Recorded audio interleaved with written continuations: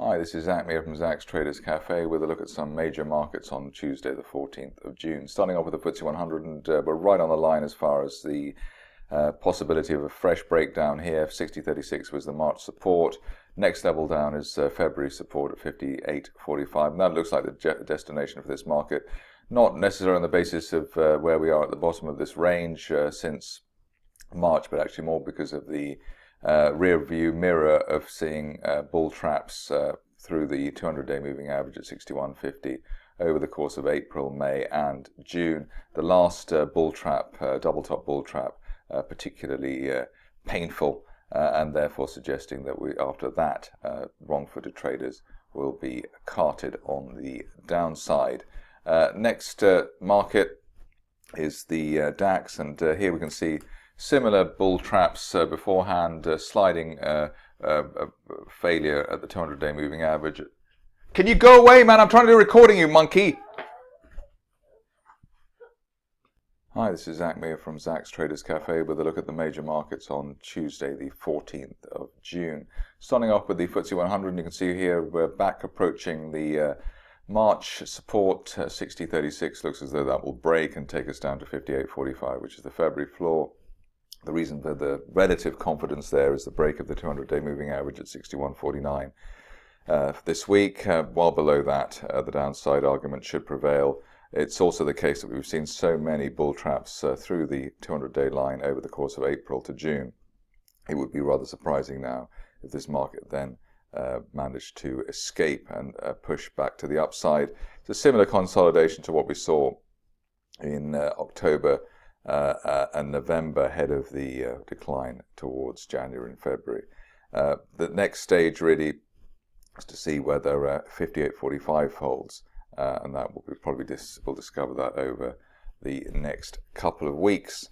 Going on to the DAX, and here similar picture as far as the breakdown is concerned, if anything rather more aggressive, with the gap through the 200-day moving average at the end of May and gap down to start this week through previous 97.37 support. While we're below that floor from May, it looks as though 94.84 from April will be the initial target here, and possibly much more on the downside if that gives away quickly. We've got a unfilled gap there towards 9,000 from February, which may be on tap as soon as the end of this month. Going on to the US market, it's not quite so negative there, but the bull trap through 19,000 or through 18,000 rather is in evidence. Some support here from January's uptrend line around the 17,700 level, but really it's all about 17,500 holding, and that low in May 17,331, which is probably the most likely target to fix on over the next few weeks. Only really back above 17,900, which clears the 10-day moving average, delaying the breakdown or topping out process here for the Dow. On to the S&P, and here you can see that we've got a situation where there's support initially at the 50-day moving average, as was suggested before. That's currently running at 2076 rather.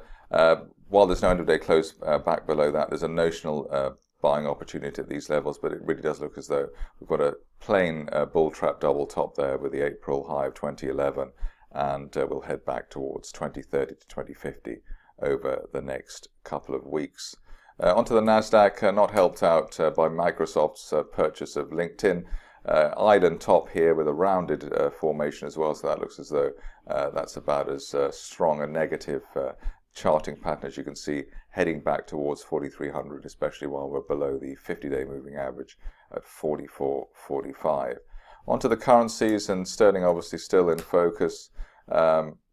We've got this broken line from February, 143.50, and while we're below that big picture target down to 135.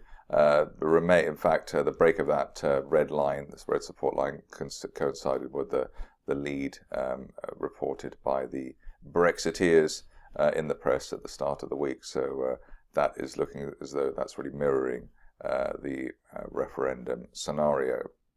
On to euro dollar.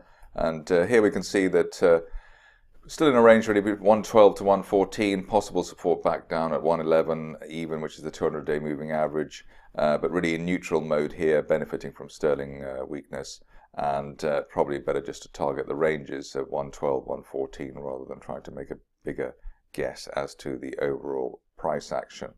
On to dollar yen. It's continuing to strengthen as far as the Japanese currency is concerned. 105.55 the low in May, and just approaching that now. Looks as though even if we do bottom out, a journey towards this 104 zone and the floor of this falling formation from February is on the cards over the next few sessions. Only really back above the 10-day moving average 107.24 would question the bear argument there. Finishing off with gold, and slightly disappointing that it hasn't made more progress, but still the situation here still that above the 50-day moving average at 12.51. We're looking for an initial $1,300 retest of the May resistance, and then up to 13.50, which is the top of a rising trend channel from January. That's it from me. More updates at the same time tomorrow.